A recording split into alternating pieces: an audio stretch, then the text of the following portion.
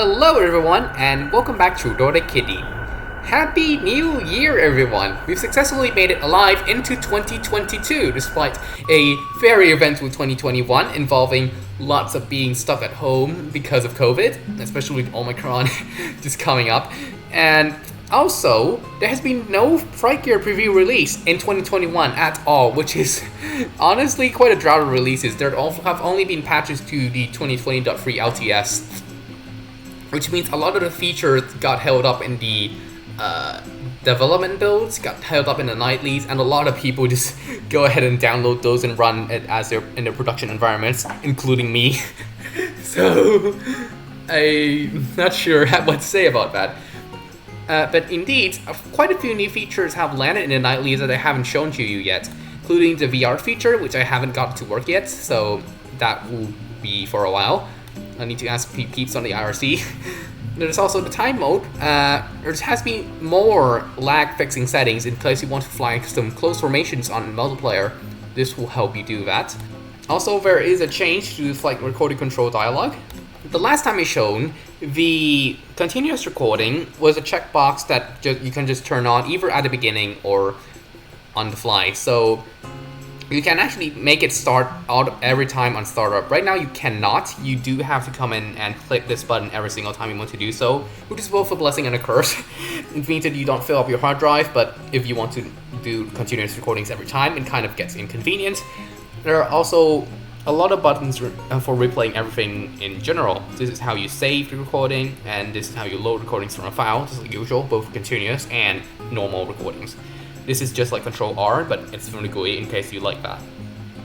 There's also compression for continuous recordings now, it makes them quite a bit smaller.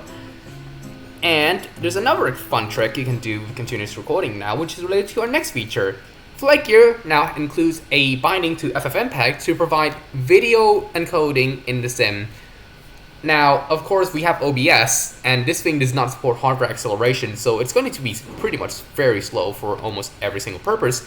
But with this integration, what we can do is we make FlightGear go slower than real time, just take its time to render every single frame, and then just make ffmpeg speed it up to the correct speed. Which means that even if you have a very weak computer, you can just render smooth 30 FPS videos on high settings. Unfortunately, this is Unix only for now, so basically Linux. I'm not sure if Mac works. We're figuring out on how to best integrate everything together for Windows, so hopefully they'll figure that out before the LTS release next year. But right now, if you guys are on Windows, which is like the most of you, you can't use this. Sorry. The dialog will appear, but if you had video start, it will just say that your FlightGear build isn't built with it, even if you do some nightlies. So today I have a special flight to you. To demo this today, I'm going to play back in smooth 30 FPS or 60 FPS. I can manage it. It is something that I'm just going to load real quick.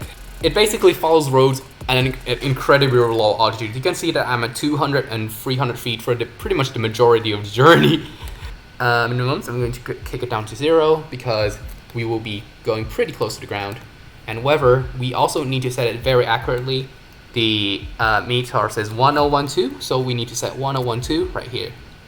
It was like 1010 earlier this day, and if you get that wrong, it will basically make you run into the ground, so it's not nice. So, toggle button, and let's just go. Braking brake off, taking off now. Let's hide the menu bar. And off we go.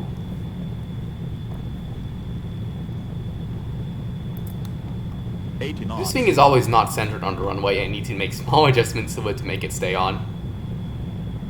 You know, it's coming up. V1. Rotate. Gear up, flaps up, and throttle down because we will be in very low energy throughout this flight. So turn on the autopilot enable, speed down, because we want to get this plane flying at about 160 knots throughout this entire journey. It's a nice little speed cruise along the road, makes the turn radii not too big. And there we go. We have a passenger jet flying at a really low altitude through the air, slicing through the air gracefully. Absolutely beautiful. Right, so we're just at the hill that we will always dodge when taking off from Phuket Airport now. And up ahead, you can see probably the arch nemesis of this entire run, which is power lines. These things stick out above the terrain and means that I can't fly as low as I wanted to. As you can see here, I'm pretty much flying very close to the top of one right now. Pretty much the wing is close to clipping the lines there. This is why you only do this in flight simulators. It's quite dangerous in real life if you do this. And here we have a person close to a mountain there. And it also means that I will need to climb in advance and not cruise as close to the ground as I would like. And now we're just past the two power lines. We are going to head straight to over there now. The main road out from Phuket Airport is behind us. It's right here. We just crossed it. And we're going to descend further from 300. Now we're at the 200. As to make a nice little cruise through the ground. We will be rejoined. And with the view from the cockpit, we're absolutely crashing through coconut trees, which is okay. These coconut trees, we don't interact with them at all. That's also another nice thing about flight simulators in general. Let's go back to the passenger view. Look view from the left wing. It looks like we're landing, but we are not. It's absolutely fun. Alright, and here the cockpit. We're turning towards the Tautepasatri Bridge right here, which is the bridge connecting Phuket and the province of Phang Nga, which is the province right to the north. Under the left there is actually the main road for Phuket.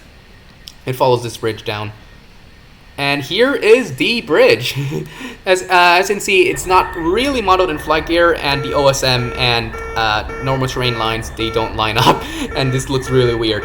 Also, most bridges are going to look this weird in real life. So, here is Phang Nga. Welcome! This is a first place now, Ban Tha Nun, or something. It's Ban Tha Nun. I can't read the font. And now we're going to climb to 300 again because we want to dodge. So, power lines up ahead. So, a lot of buildings around here have their footprints modeled in OSM, which means that they will appear here in the FlightGear scenery as generic buildings. Unfortunately, there doesn't seem to be many modeled buildings here in Phuket in the FlightGear scenery. You can see but as you can see, we're still flying fairly low above everything here. It's absolutely nice. We're going to turn right a little bit now from highway, I think it was 402 actually, to the connector road, which will bring us to highway 4. That is an easy connector road. You can see behind the power lines there. we have to turn before the road because we want to stay low relative to the power lines. We don't want to cross it for reasons aforementioned. And yeah. And so out to our left, you can also see quite a few more villages out in the distance that have their footprints modeled. And of course, the power lines on the road. So, coming up will be the village of, I think it was it Ban Kwan? Just coming up, the buildings are in view now. We will be taking a little buzz. Altitude is 300 now, and we will be climbing to 400 because we want to pass through around that part. And that part is pretty high. You can trace the road down a valley, but I don't have enough time to do that, so it doesn't make the aircraft climb higher.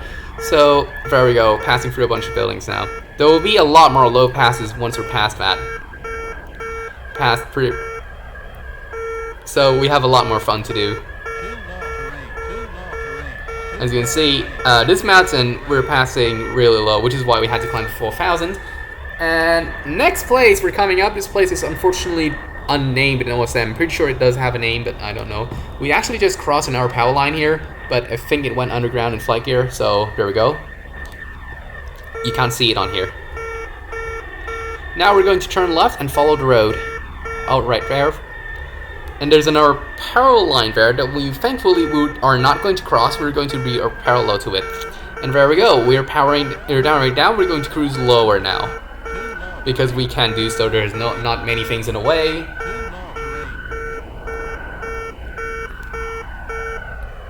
Right, next up are some buildings around Ban Pa Yang. Probably something different. And you can see those to the left there. We're all on that side, but we don't want to cross the power lines.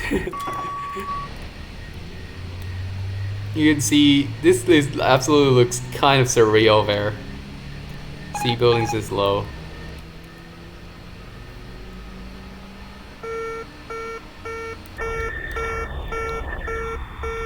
Alright, so next place now.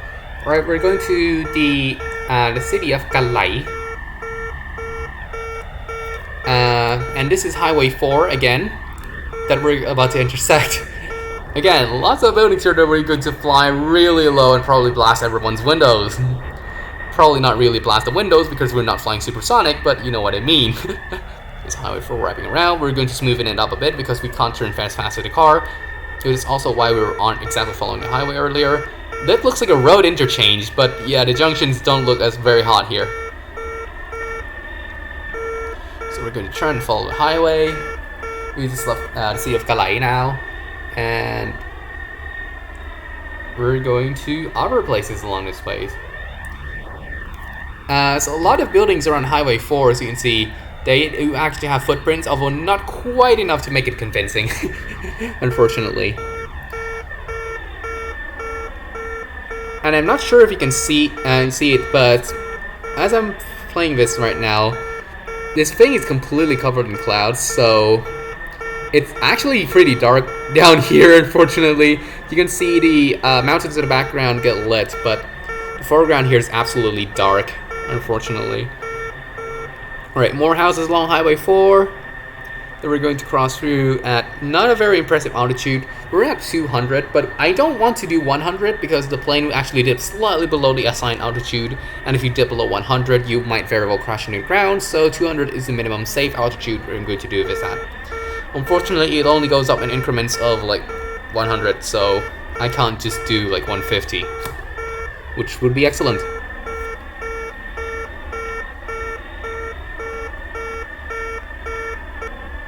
Alright, we have another place coming up, which is the city of Takuatung. Another interchange. And more buildings that we're going to overfly.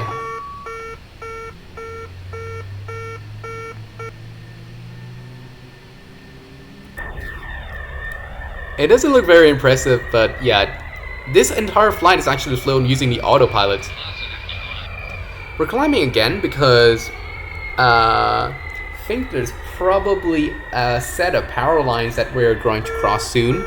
Highway 4 is just going to turn right in front of us there. However, there is another set of buildings I really want you to see, and we will be turning left up here. But to do that, we do need to cross two power lines next to back to back, so it's up to 300 feet again. If we're just past that now, we're going to turn over, follow this line of buildings over, and see what we get. It's power line number 1 coming into view there. See a lot of you can see the road we're going to follow down there. You can also look at the line of buildings. That's power line number 1 coming into view. See, crossing successfully, and power line number 2 is just up ahead. See if we can see the power line through here. There we go. We're past two power lines now. Actually, that's power line number 1. Here's power line number 2. And next village over here, which is Banhin Samkon, or Three Stones Village. Unfortunately, we do need to pass this pretty high because of power lines, so not as impressive there. And this is the end of the buildings in this area of the country. Not in real life, obviously, but for some reason, a lot of the buildings around here, especially in Phang Nga city, which would be around there, they are not modeled, so you're not going to see them in the FlightGear scenery, unfortunately. Now we're going to climb to 700 now because we're going to wrap around this mountain range that you see right here, and this is pretty high. So we need to climb to 700 in order to clear them successfully, and we'll be having some low flying fun again after we pass this area. So, as I told you, this is entirely flown with the autopilot. The altitude, the waypoints, everything. We're basically a custom GPX track that I loaded in, not a track, a list of waypoints that I loaded in, and just have it follow. And we're just about to pass waypoint 18.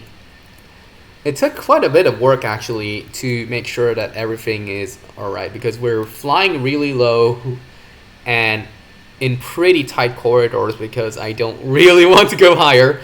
So I had to specify a lot of points to make sure it doesn't hit the mountains around here. And you can see our arch nemesis again, power lines up ahead. Except in this time they're actually helping us because these are outlining a pretty good trajectory through the valleys that we're going to follow throughout this, until we're safely out on the other side. And you will know because we will start descending pretty heavily from 700 down back to 200. So next waypoint is coming up now, and we're going to turn and follow this power line into the valley. Just like that.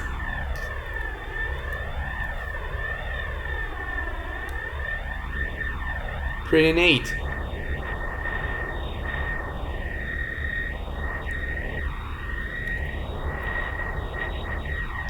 There's actually a road below here, and also a couple of villages, of course, but unfortunately they don't really appear on the FlightGear scenery. They jut out at some points, but apparently they just go under the terrain. This area is just very mountainous. Flying above the power lines here, just like we're a helicopter inspecting this. Obviously, inspecting helicopter will probably fly a little bit lower than this, but again, I don't want to risk this area too much. And I think this is about the area where the power line and us will diverge. We'll continue following the valley. We're going to be following the valley while the power line just turns right and another direction. Fortunately, this area is not as constrained as the one above, so... But we're not out of the woods yet. We're only like a third of the way through, I guess. So yeah.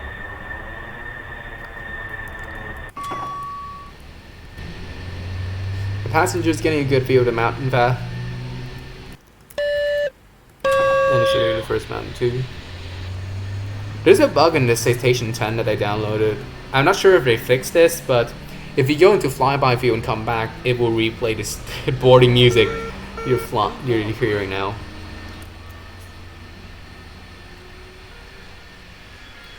And throughout this flight, I've been using flaps 0, which is actually just basically just the slats.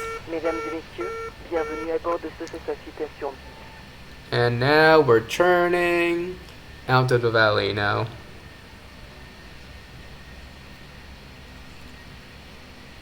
We're still quite away from out of the woods, but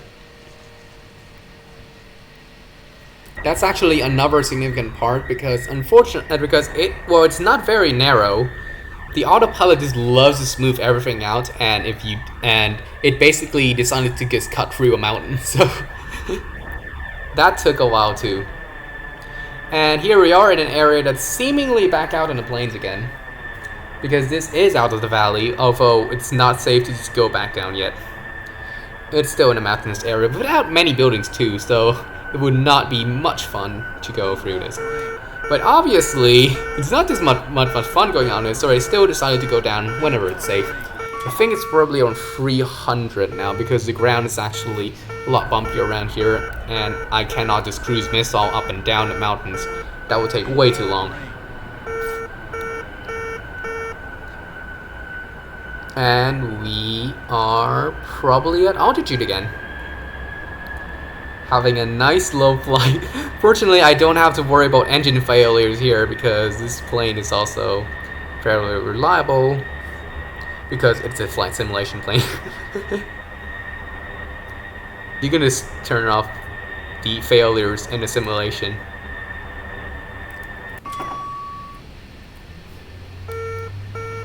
It's almost like driving in the high car, I don't know. I mean, I like doing low flight videos so much because it's kind of surreal.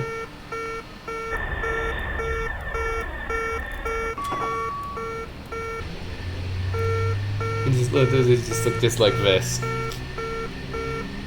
And it's obviously not like a car because in a car you would be at the trunk of the trees, but I mean, it's kind of had the same vibe. You don't feel like you're in the sky. You feel like you're just going over land. Though you're obviously still in the sky and being carried by lifted wings. And you obviously need to avoid terrain. Like that one of a boat. That's probably why I set this at 300.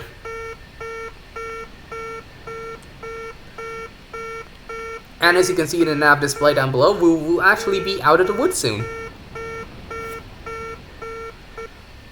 So this is the junction between the road that we just said and comes out, and another section of Highway 4. It looks like Highway 4 actually makes a U here around here, and because it's safe again, we can move back down to about 200 and make a nice low pass through the trees. Bam, because we can.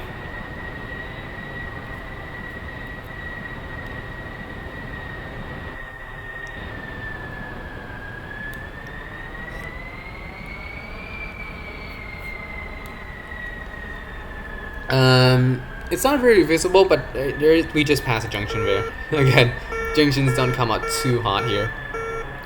Even the big multi-level ones. Now, there will be no houses for a while. There's a big bout of houses coming up in Phang Nga, but that is still a while ago, so we can still enjoy a nice low pass of the ground. At 200 feet now.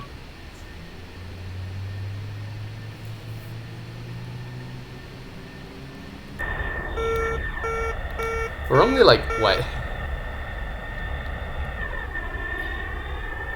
I know, we're still a significant distance above the ground, but I mean, this is way lower than any aircraft would safely fly.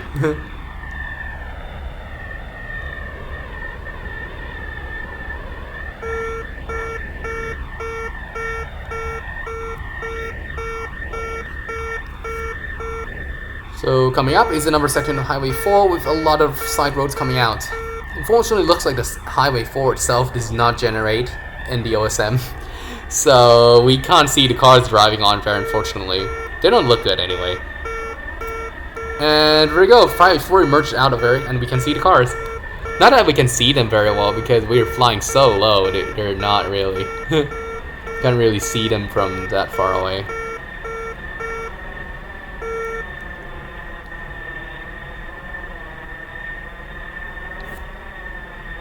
Right, we're just past a waypoint now, and Phang Nga will be coming up. We should see the buildings in a couple moments, and there we have this. We made a U-turn, and the sea is now on our right. You can see the ocean on our right.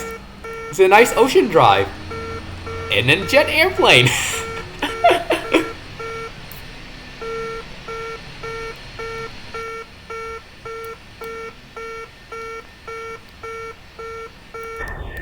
Right. We should be seeing a city again soon, and Highway 4 will actually diverge quite sharply, so you will see a lot of sharp turns. There we go. It just went to our left there. And the city should be coming up. I think you can see the buildings now. There we are. And there will be another bout of buildings until we go back to Phuket. We will actually go back and land. Because obviously the flights just don't feel complete without that. Here's another bout of buildings. Unfortunately, not a lot of roads and few buildings to make it actually convincing like usual.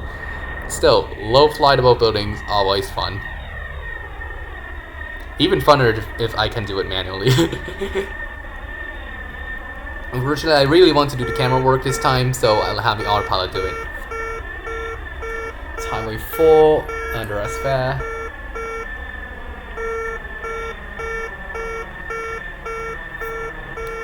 And there's another bout of buildings, and probably the last one around here. There will be another one around Patrikios Bridge, as we've seen before.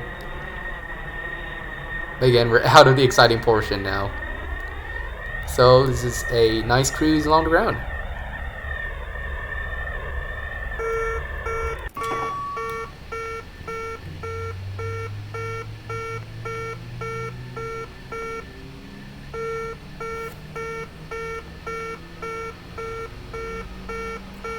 Oh, if it was actually to our, it's actually to our left.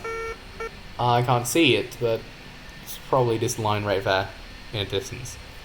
We're flying really low, Jesus.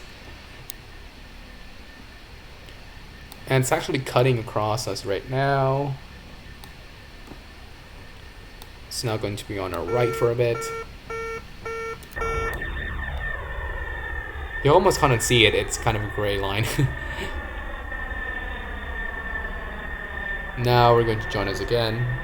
That's not our power line, by the way, that looks like a smokestack.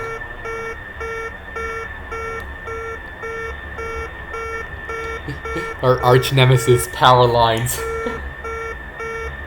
And here's Bam Bang Kli, which is probably the...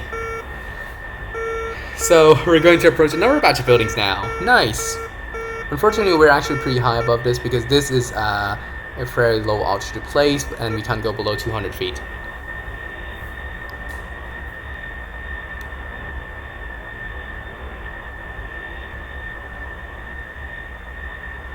Seeing on the side view for funsies. We're definitely scraping some palm leaves, but definitely not buildings. So going past that, we're going now into the Sea of Kogloi, which we didn't pass last time, but we kind of saw.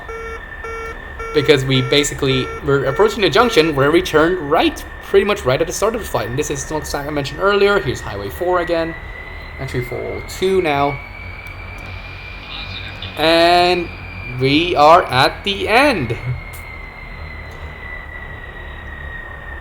Kind of. Not quite at the end. Sorry. There is a set of power lines up above which we need to cross, so we're up at 300 again. And this batch of buildings we cannot pass. Really sharp. Really close. Unfortunately. Still really nice though. And this looks really crazy. There it is, the power lines. We just crossed it, and we are done. That's the end of our chore. You know what? I forgot to put down the gear. So that's awesome. Nice. All passengers, please evacuate yourself onto the runway. We're going to call it fire service here shortly. Fortunately, we should be pretty near to the fire station. That's why we have checklists, everyone. And that's also what this alarm horn is telling me about. Right, so thanks for watching Lord Kitty, and we'll see you again next time. Have a nice flight.